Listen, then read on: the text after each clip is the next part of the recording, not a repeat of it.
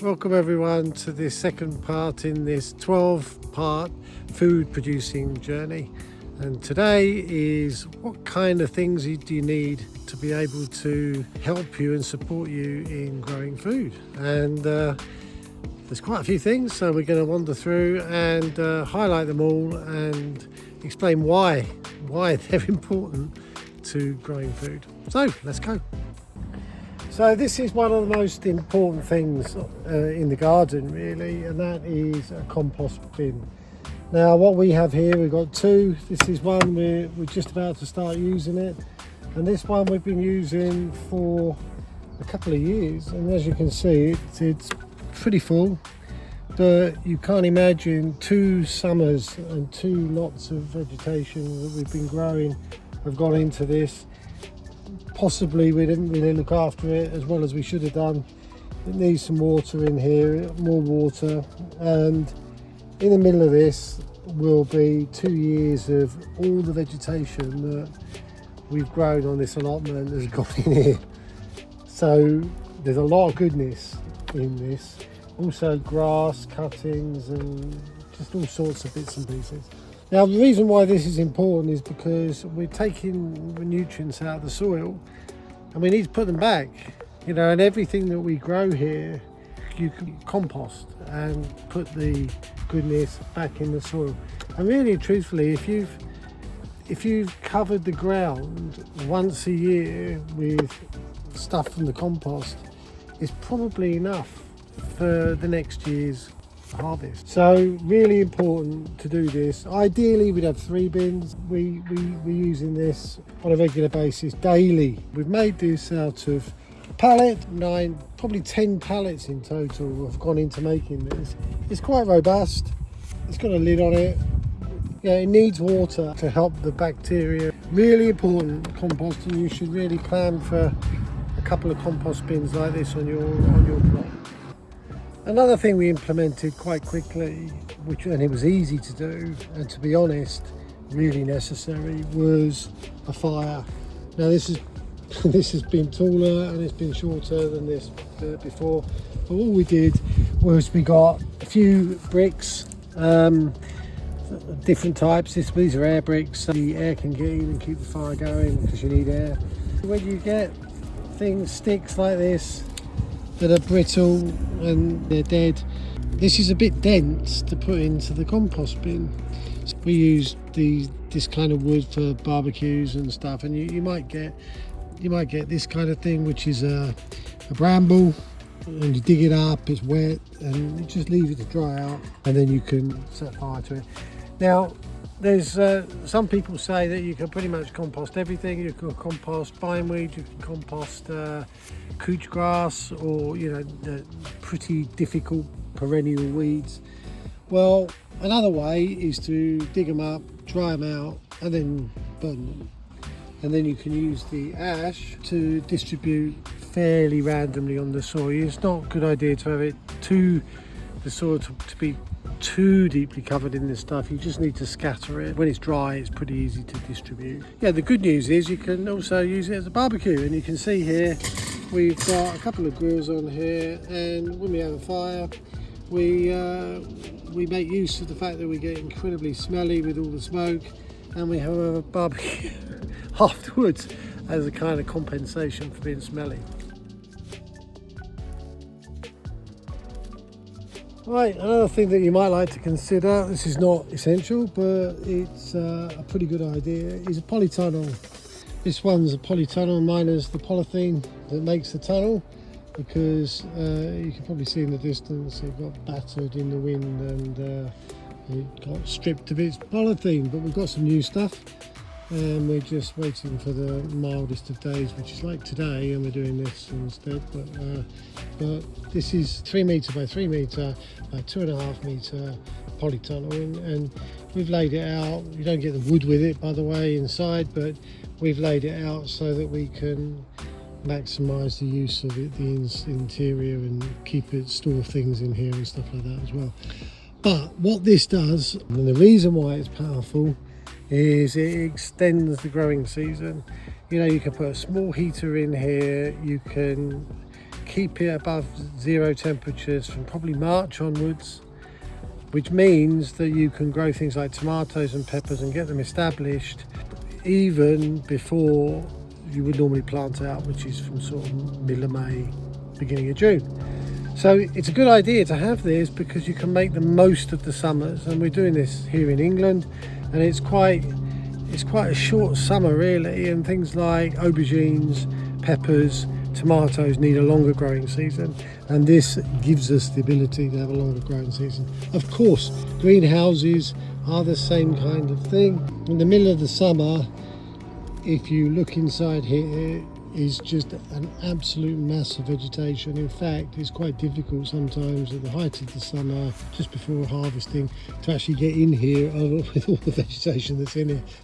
Now, one key point when you are setting up your polytunnel is to consider that it's going to be exposed to the elements, and if it is in an open space like here, we are quite exposed to the winds, to make sure that it's really well secured. Yeah, we nearly had it disappear twice, and that's why the polythene got so distressed.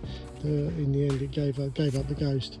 But you know, like, you have to consider where you're going to put it. Obviously, if it's not a big plot, you don't have much choice, so just do your best. The next component in a garden, and this is something I learned from my father, is a cold frame. And you might wonder, what on earth's a cold frame? And if you haven't heard or seen one before, then this is what it is. Basically, it's an outside area which you can put a lid on to close it off from the elements and allow your new plants to harden off before you put them out into the garden proper. This particular contraption is double walled, it's insulated, it's got a nice plastic top which lets the light in, and obviously infrared, and the inside this gets quite warm, and if it's going to go down to -2, -3 in the spring, then we can put a little heater in here, turn it on low, paraffin heater, and it keeps it about 12-13 degrees even in the when it's -1, -2 outside. So I really go this in combination with the polytunnel, a really good couple of tools to help you get a good head start. We're talking about middle of May here. We've got some pretty good tomatoes here ready to go out now, and you know they're established already. So they were started from seed in the middle of February. And that's why we need them to go somewhere out like here to have the maximum amount of sunlight, because tomatoes have a kind of a long growing and maturing life. It needs to be started early. That's why this is important. And we have another example of one of these if we wander around.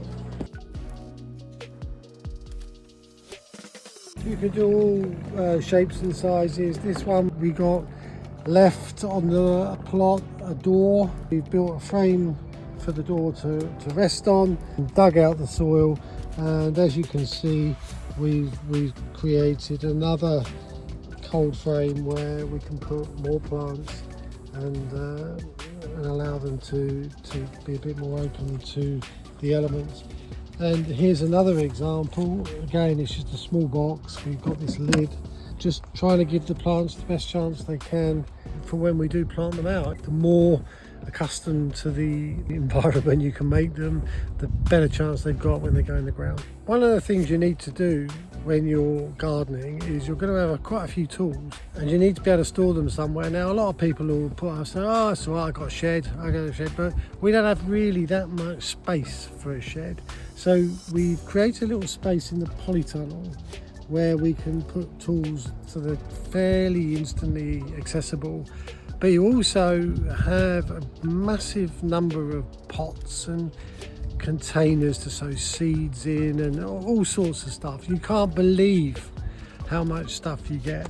And although we store some of that in the polytunnel, we also store it in the cold frames, because guess what, during the winter there's no plants, so you can bung stuff in there, there's no question about that.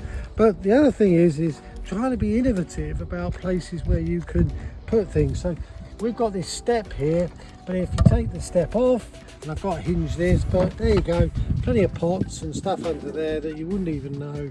And you know, we're often in there digging out pots and stuff, but they're out of the way. They're not laying around on the plot, and they're nice and tidy. And you can step on this even. You can step on it. Yeah, it's basically a step onto this terrace that we've built in. So you need places to store things. Don't forget that. And you never got enough pots, and then never got enough places to store them. So, here I am standing on a work area, and yeah, this is really just a rough 2 pallets that have been put down. I've filled in the gaps of the pallets so we've got a solid surface, and here I can put a workmate up. I can do things here. I can put planks across these 2 bits of wood. I can do all sorts of things here, and it's basically out of the way of the growing area, and I can get things done here. Like for example, we're going to be putting on the plastic again on the polytunnel, and I'm going to be needing to cut wood and everything, and I'm going to be doing that here. Here's enough space for me to do that. It means I can devote the rest of the plot to food production, and I haven't got to make a mess anywhere. This is my mess area, and it works really well. And it's a good, easy access to the cold frame. To put the plants in, take them out, swap them around, take care of them. Yeah, I mean, I've got a tabletop in there which I can stretch across here. I mean, you can do potting on, seed planting, everything in this area if you wish to. We're a bit busy doing all sorts of jobs this year, so we haven't been able to use that excessively. We've used other areas to do the potting on, but the idea was that this area here was basically designed to be able to be used for us to do all those jobs that we have to do when we're gardening. Finally, when you've been busy in the garden for hours and hours, especially if you're digging or you're building something, you get very, very tired, and you just want to flop around on a chair, have a cup of tea, and just take it easy for maybe half an hour. So you're going to need a rest area, and this, okay, there's a top that goes on this table, but basically this is our rest area. Having worked really hard, take a seat and have a nice cup of tea. When we were starting to build the plot, one of the things we were doing, our rest areas, I run through a list of what they were: piece of cardboard on the floor, black bag on the floor, upside down bucket, a trough where you cut a bit of soil out and we were sitting on the grass, a pile of weeds. These were our rest areas. Pallets, pile of wood, you name it, it was a rest area. And now we have a decent rest area. And our rest area has a bench. Seat. And this table top is removable, so it's over Moved there, at the moment. over there in the polytunnel, standing up. And in the summer we have all this area here is full of flowers, and it's very, very nice. So that's it. That's what we've got in our garden, and it helps you in support of growing and producing food. In the first year we didn't have the cold frame, and we missed it because there was nowhere to put plants, get them ready to go outside. So one of the first things we did was to put that in place, and we only finished the rest area at the end of August. So summer was almost over. It's like we'd built it and we only had hardly any time to use it. So, but what we did have quite quickly was a fire. But the trouble was everything was so wet we couldn't burn it. We had lots of experience. So you know, like these things, you know, you just have to do your best. But these things, ultimately, you will need them. Eventually, you will get to the point where you can use them. You'll collect plastic containers and trays and things, and you'll end up with a load of them. And then you'll say, "Where am I going to put all these things?" And the place is a complete mess. and you'll end up having to sort it all out. So you know, this is trial and error. We've told you what we've done, but enjoy your own journey and have fun. Have fun. Thank you for watching.